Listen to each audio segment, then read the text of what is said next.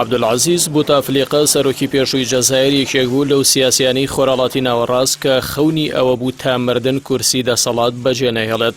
ئێوارەی ڕۆژی ڕابردوو عەبدولعەزیزی بوتەفلیقە کە بۆ ماوەی 20 ساڵ لە نێوان ساڵانی 2008 بۆ 2019 سەرۆکایەتی وڵاتی جەزایری کرد.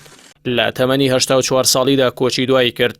بوتەفلیقە لە ساڵی 1937 لە شاری وەجدەی مەغریبی کە پەناگی شۆڕژگەڕانی جەزایر بوو لە دایک بووە. هەر لەوێ خوێندنی سەرەتایی و ناوەندی تەواو کردو، پاشان بڕیاری داوە پەیوەندی بە بەرەی ڕزگاری خوازی نیشتیمانی جەزایرەوە بکات. پاشەوەی قۆناغ بە قۆناغی پلەکانی لەو بەرەیەدا بڕیوە، گەیشتووە بە ڕیزی سەرۆکایەتی ئۆپەراسیۆنی سەربازی و سەرۆکایەتی ئەرکانی گشتی. لە دوای سربەخۆی جەزایر بووەتە یەکێک لە ئەندامانی یەکەم ئەنجومەنی دامەزراندنی نیشتیمانی. هەروەها لە ساڵی 1964 بۆتە ئەندامی لێژنەی باڵای حیزبی بەرەی ڕزگاری خۆز و ئەندامی مەکتەبی سیاسی و حیزبە. هەروەها یەکێک بووە لە دیارترین کەسایەتیە دیارەکان لە سەرۆکایەتی سەرۆکی پێشوو هواری بۆمیدن. لە سەراستی حکمیش ساڵی 1962 وەزیری لاوەن و گەشتیاری بووە. پاشان ساڵی 1963 بووەتە وەزیری دەرەوە تا مردنی بۆمدین وەک وەزیری دەرەوەی جەزایر ماوەتەوە.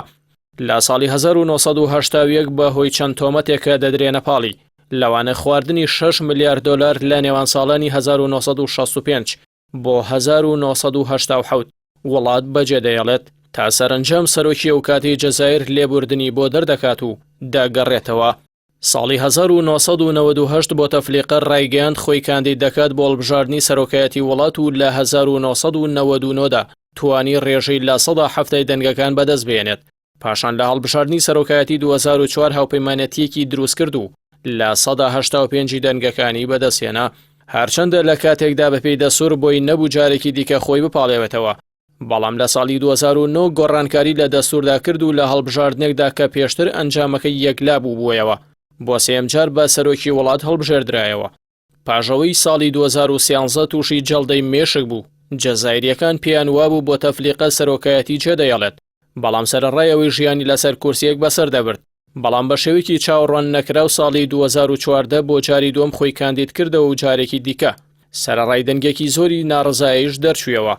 ساڵی 2019 6 مانگ لە سویسرا چارەسەری بۆ دەکرا، هەوڵیدا لە هەڵبژاردن بۆ جاری پێنجەم خۆی کاندید بکاتەوە، بەڵام دۆخەکە گەیشتە تەقینەوە، بەتایبەت دوای ئەوەی لە وێنەیەکدا لەگەڵ مانتیۆل فالس سەرۆک وەزیرانی وکاتی فەڕەنسا بە دۆخێکی شپرزەوە دەرکەوت. ئەمجارە دەنگی ناڕازی تەواوی وڵاتی گرتەوە و بە ناچاری دەست لە کارکێشانەوەی پێشکەش کرد. بوتەفلیقە لە ماوەی سەرۆکایەتیەکەیدا تۆمەتی زۆری ڕوبەڕوو کرایەوە لەبارەی ئەوەی زۆر هەلیل لە دەستدا بۆ بەرەو پێشبردننی وڵات لە ڕوویابووریەوە. هەروەها لە ڕێی گۆڕینی دەسەڵاتەکانی سەربازی و هەواڵگری بەردەوام ڕێی خۆش دەکرد تا کۆتایی ژیانی لەسەر کورسی دەسەڵات بمێنێتەوە. فخامة رئيس الجمهورية القائد الأعلى للقوات المسلحة وزير الدفاع الوطني